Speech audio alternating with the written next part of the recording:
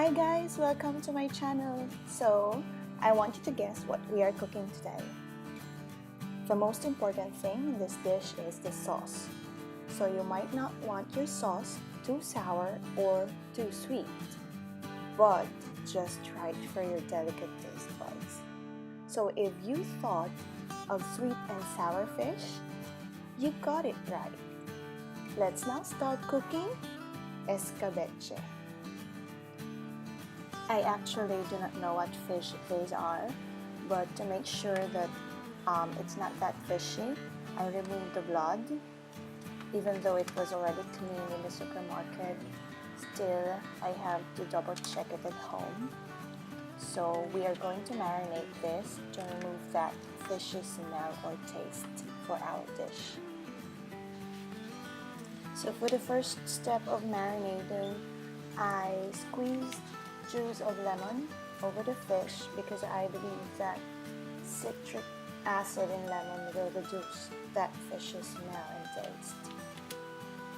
So half of the lemon juice will go on one side and then flip it the other side for the remaining half of the lemon juice. I also make sure that I squeeze some juice in the belly of the fish because that has the most fishy part for me.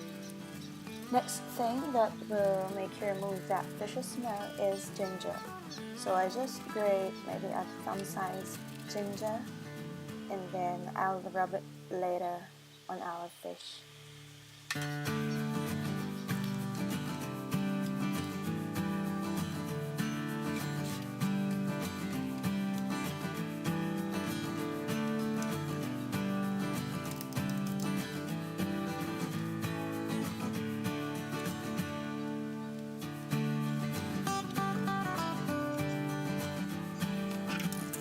Lastly, nothing beats this duo, salt and pepper.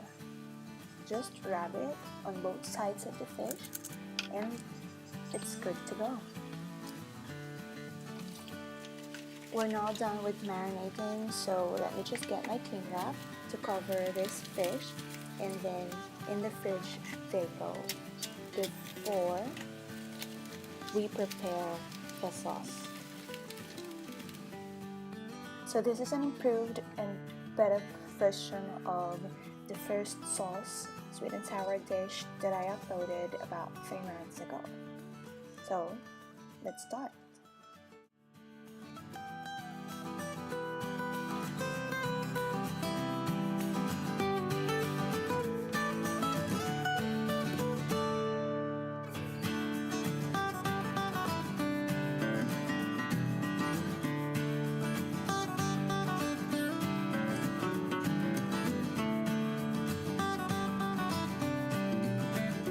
I won't be frying my fish for escabeche because I think it ruins the sauce. So I'll just be steaming it and then just pour over the sauce once it's done. And since we marinated the fish so well, I think it won't be that fishy. Besides, I don't want to ruin this beautiful fish. Let's just leave the fish to steam while we are preparing our veggies for stir fry. So use salt with ginger if you are using, but this is purely optional. I just want to be sure that there won't be fishy smell, so I use a little amount of ginger. But since we already have ginger in our marinade, it's alright if you don't use ginger.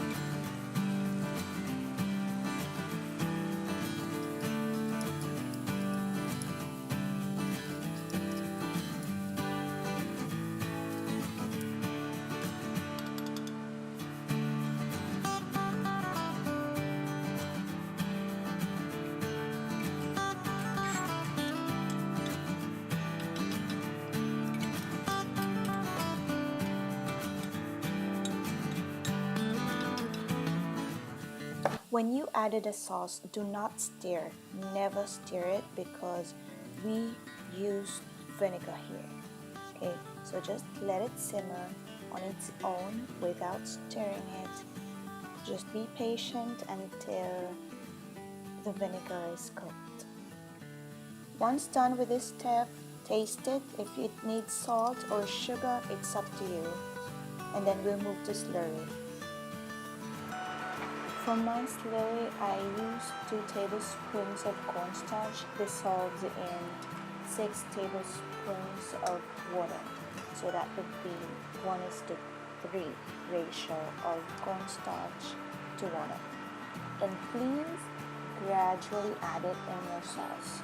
You don't want it to be thick by adding all of it, so it's alright if there will be excess slurry. Just make sure that you want that sauce to be right in consistency. Take note that it will still get thicker once it's cool, so be careful with adding your slurry. Once consistency is achieved, then last step is to add your pineapples. So you may just use a little can of pineapple chunks, but this time, since my hubby bought the sliced one, I just use 3 slices for this, and then the remaining slices would be for him.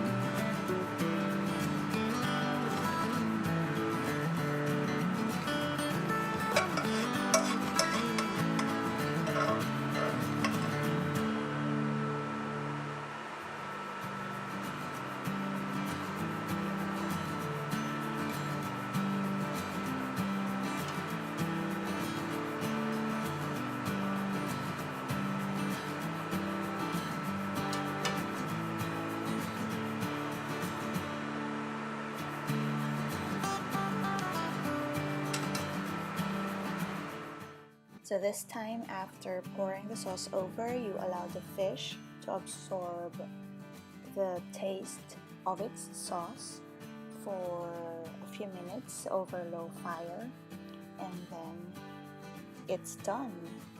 Dinner is served. So this is your escabeche, but please feel free to comment the name of the fish because I really do not know what fish is this, and I'll be waiting for your comment below.